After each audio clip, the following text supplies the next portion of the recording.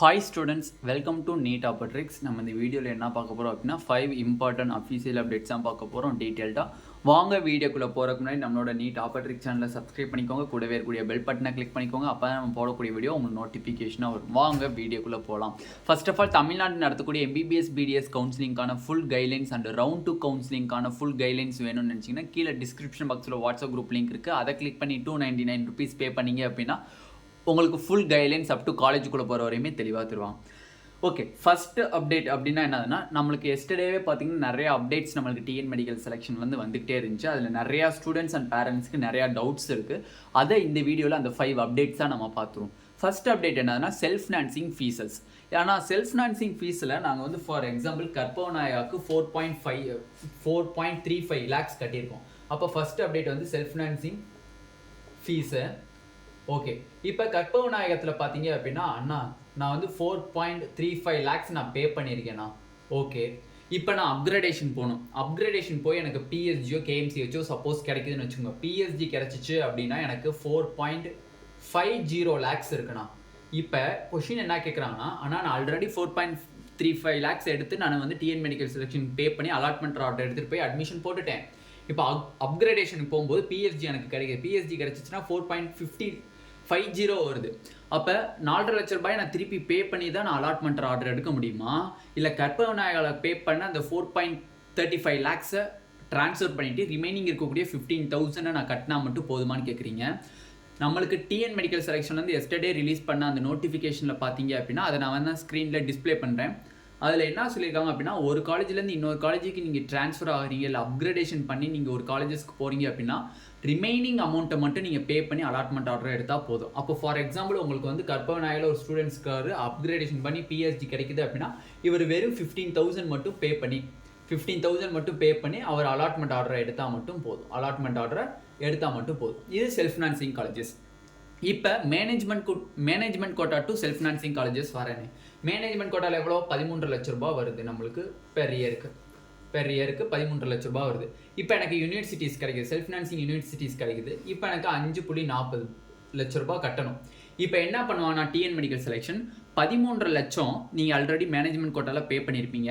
அதில் வெறும் 5.40 லட்சத்தை ட்ரான்ஸ்ஃபர் பண்ணிடுவாங்க. ரிமைனிங் அமௌண்ட்டை உங்கள் பேங்க் அக்கௌண்ட்டுக்கு எண்ட் ஆஃப் தி கவுன்சிலிங்கில் ட்ரான்ஸ்ஃபர் பண்ணிடுவாங்க. நல்லா புரிஞ்சுக்கோங்க. மேனேஜ்மெண்ட் கோட்டா ஃபர்ஸ்ட் ரவுண்டில் கிடச்சிருக்கு. செகண்ட் ரவுண்டில் அப்கிரேடேஷன் பண்ணி செல்ஃப் ஃபினான்சிங் காலேஜஸ்க்கு போகிறீங்க. அப்படி போனீங்க அப்படின்னா உங்களுக்கு 13 லட்சத்துலேருந்து 5.40 லட்சத்தை யூனிவர்சிட்டிஸ்க்கு பே பண்ணிடுவாங்க டியூஷன் ஃபீஸாக. ரிமைனிங் இருக்கக்கூடிய அமௌண்ட்டை உங்களுக்கு பேங்க் அக்கௌண்ட்டில் ட்ரான்ஸ்ஃபர் பண்ணிடுவாங்க at the time of counselling. ஓகேவா? கவுன்சிலிங்லாம் முடிஞ்சதுக்கப்புறம் நம்மளுக்கு வந்து எண்ட் ஆஃப் தி கவுன்சிலிங்கில் நம்மளுக்கு ட்ரான்ஸ்ஃபர் பண்ணிடுவாங்க. ஓகேண்ணா, இப்போ செல்ஃப் ஃபினான்சிங் காலேஜஸ் எனக்கு கிடச்சிருக்கு, யூனிவர்சிட்டி கிடச்சிருக்கு. பட் எனக்கு யூனிவர்சிட்டி பிடிக்கல. அதனால நான் வந்து ஜாயின் பண்ணல, ரிசைன் பண்ணிட்டேன். சீட்டை ரிசைன் பண்ணிட்டேன். இல்லை வந்து சம்டைம்ஸ் வந்து சீட்டில் இருக்கீங்க, நான் அப்கிரேடேஷன் போகிறேன், நான் மேனேஜ்மெண்ட் கோட்டாக்கு அப்கிரேடேஷன் போகிறீங்க. இப்போ போனீங்க அப்படின்னா அங்கே 13 லட்ச ரூபா பே பண்ணணும். பே பண்ணால் மட்டும்தான் நீங்கள் அலாட்மெண்ட் ஆர்டர் எடுக்க முடியும். அப்போ என்னன்னா 5.5 லட்ச ரூபா வந்து நீங்கள் வந்து அங்கே அலாட்மெண்ட் ஆர்டர் இருக்கும்போது 5 லட்ச ரூபா மைனஸ் பண்ணிடுவாங்க. 5 லட்ச ரூபா மைனஸ் பண்ணிட்டு ரிமைனிங் அமௌண்ட் என்னவோ அதை மட்டும் நீங்கள் பே பண்ணால் போதும். கிட்டத்தட்ட வந்து 8.90 lakhs மட்டும் நீங்கள் பே பண்ணால் போதும். ஏன்னா 5 லட்ச ரூபா ஆல்ரெடி நீங்கள் டிஎன் மெடிக்கல் செலெக்ஷனுக்கு ரவுண்டு 1ல் யூனிவர்சிட்டிஸ் பே பண்ணியிருக்கீங்க. அந்த அமௌண்ட் அவங்க மேனேஜ்மெண்ட் கோட்டாவில் ட்ரான்ஸ்ஃபர் பண்ணிட்டு ரிமைனிங் அமௌண்ட்டை பே பண்ணி நீங்கள் அலாட்மெண்ட் ஆர்டர் எடுத்தால் போதும். இப்போ இந்த டவுட் வந்து உங்களுக்கு ஃபுல்லாக கிளாரிஃபை ஆகிருக்கும். ரெண்டாவது டவுட் என்னதுன்னா, அண்ணா நிறையா பேர் வேக்கன்சி லிஸ்ட்டு ரிலீஸ் பண்ணிட்டாங்க, 300 சீட் இருக்குது, 400 சீட் இருக்குது, மேனேஜ்மெண்ட்லாம் 500 சீட் இருக்குது, 600 சீட் இருக்குது அப்படின்லாம் சொல்லி ஒரு வதந்தி கிளப்பிட்டு இருக்காங்க. தயவு செஞ்சு சொல்கிறேன், பேரண்ட்ஸ் அண்ட் ஸ்டூடெண்ட்ஸ் யாராக இருந்தாலுமே வேக்கன்சி லிஸ்ட் அப்படிங்கிறது யாருனாலுமே டிட்டர்மினேஷன் பண்ண முடியாது. வேக்கன்சி லிஸ்ட் வந்து யாருனாலுமே சொல்ல முடியாது. எவ்வளோ வேக்கன்சி வருது நம்ம எக்ஸ்பெக்ட் வேணால் சொல்லலாமே தவிர அக்யூரேட்டாக யாருமே சொல்ல முடியாது. ஆஃப்டர்நூன் கூட மத்தியானம் ஒரு பேரண்ட்ஸ் கால் பண்ணி எனக்கு 382 சீட்ஸ் செல்ஃப் ஃபினான்சிங்கில் வேக்கண்ட் ஆகிருக்குன்னு சொல்கிறாங்க. பட் அது வந்து வதந்தி. ஏன்னா வந்து டிஎன் மெடிக்கல் செலெக்ஷன்லேருந்து இன்னும் நம்மளுக்கு அஃபிஷியல் வேக்கன்சி லிஸ்ட் நம்மளுக்கு ரிலீஸ் பண்ணால் மட்டும்தான் நம்மளுக்கு எவ்வளோ வேக்கன்சிஸ் அப்படிங்கிறது தெரியும். பட் ஃபர்ஸ்ட் ரவுண்டை பொறுத்தவரை எல்லா சீட்ஸுமே ஃபில்அப் ஆகிடுச்சு. வேக்கன்சி லிஸ்ட்டுங்கிறது எப்போ ரிலீஸ் பண்ணுவாங்க? ரெசிக்னேஷன் டேட் முடிஞ்சதுக்கப்புறம் தான் நம்மளுக்கு வேக்கன்சி லிஸ்ட்டு ரிலீஸ் பண்ணுவாங்க. அதனால் யாரும் இதை நம்ப வேணாம். ஓகேவா? தேர்ட் பாயிண்ட் என்னன்னு பார்த்தீங்க அப்படின்னா, ஆனால் நான் வந்து ரெசிக்னேஷன் பண்ண போனேன். Do you want resign your சீட்டுன்னு கேட்குது. எஸ்ன்னு நீங்கள் வந்து ரிசைன் பண்ண போகிறீங்கன்னா எஸ்ன்னு கொடுங்க. நோன்னு கொடுத்தீங்க அப்படின்னா நீங்கள் ரிசைன் பண்ணலைன்னு அர்த்தம். நோ கொடுத்து நீங்கள் சப்மிட் பண்ணணும் அப்படிங்கிற அவசியம் இல்லை. நீங்கள் வந்து அந்த இதுக்கு எந்த ஆப்ஷனுமே நீங்கள் கொடுக்கலைனாலும் பரவாயில்ல, அவங்க வந்து உங்கள் சீட்டை ரிசைன் பண்ணலைன்னே கன்சிடர் பண்ணிக்குவாங்க. நீங்கள் நோ கொடுக்கல, எஸ் கொடுக்கல, நோ கொடுக்கல, ரெண்டுமே நான் கொடுக்கலனாலும் உங்கள் சீட்டு உங்கள் கையில் தான் இருக்கும். அவங்க வந்து உங்களோட சீட்டை வந்து நீங்கள் ஹோல்டு பண்ணியிருக்கிறதா கன்சிடர் பண்ணிக்குவாங்க. ஓகேவா? நெக்ஸ்ட் பார்த்தீங்க அப்படின்னா ஃபோர்த் அப்டேட் பார்த்தீங்க அப்படின்னா நல்லா பார்த்துக்கோங்க. ஃப்ரெஷ் ரெஜிஸ்ட்ரேஷன் அப்படிங்கிறது நம்மளுக்கு டிஎன் மெடிக்கல் செலெக்ஷனே கிடையாது.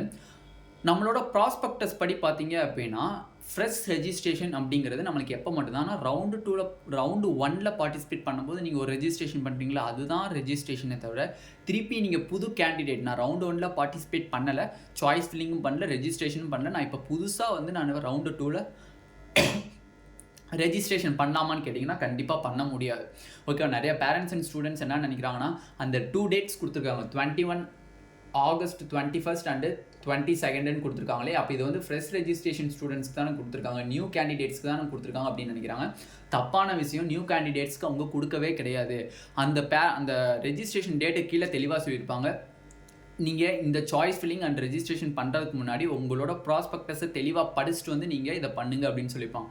ப்ராஸ்பெக்டஸ் ரூல் படி பார்த்தீங்க அப்படின்னா ரவுண்டு 1ல் எந்த candidate registration and choice fill பண்ணியிருக்காங்களோ அவங்க தான் எலிஜிபிள் ஃபார் ரவுண்ட் 2 கவுன்சிலிங்னு சொல்லியிருப்பாங்க. ஓகேவா? அந்த பாயிண்ட்டு தெளிவாக கொடுத்துருப்பாங்க. நான் வேணால் ஸ்க்ரீனில் ப்ளே பண்ணுறேன். ஓகேவா? அதனால வந்து யாருக்குமே ஃப்ரெஷ் ரெஜிஸ்ட்ரேஷன் கிடையாது.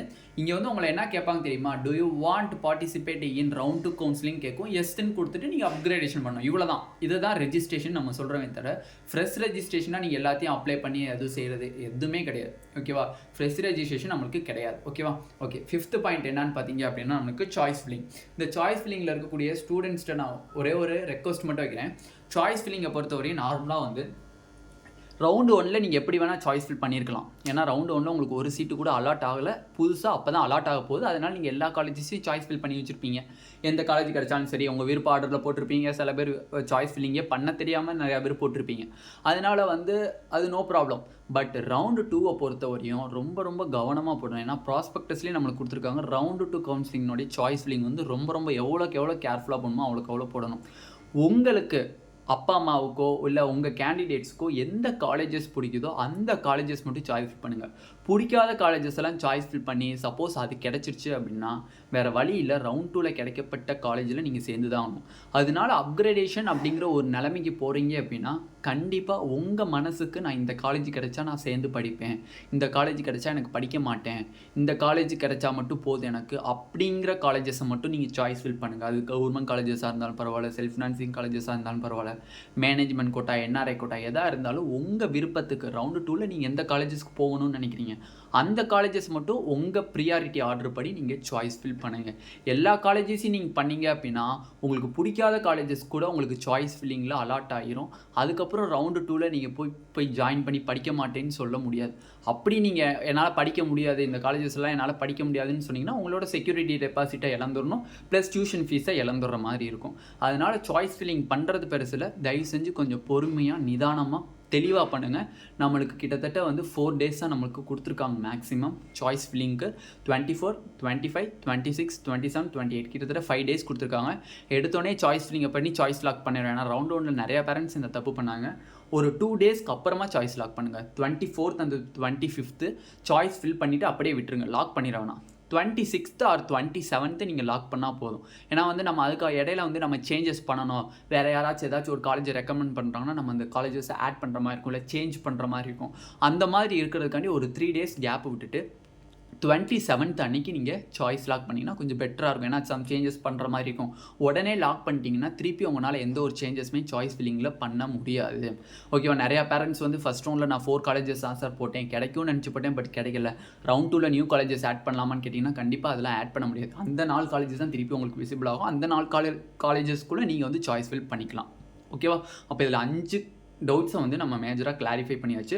Fees details of self financing காலேஜஸ்க்குரிய விட கம்மிங் சூன். நிறைய பேர் கேட்டுட்ருக்கீங்க, கம்மிங் சூன். ஓகேவா? இந்த வீடியோ உங்களுக்கு பிடிச்சிருந்துச்சு அப்படின்னா நம்மளோட நீட் ஆப்ரேட்டிங் சேனலில் சப்ஸ்கிரைப் பண்ணிக்கோங்க, கூட இருக்கக்கூடிய பெல் பட்டனை கிளிக் பண்ணிக்கோங்க. அப்போ நம்ம போடக்கூடிய வீடியோ உங்கள் நோட்டிஃபிகேஷனாக வரும். உங்கள் ஃப்ரெண்ட்ஸ் எல்லாத்துக்குமே ஷேர் பண்ணிக்கோங்க. Thank you students.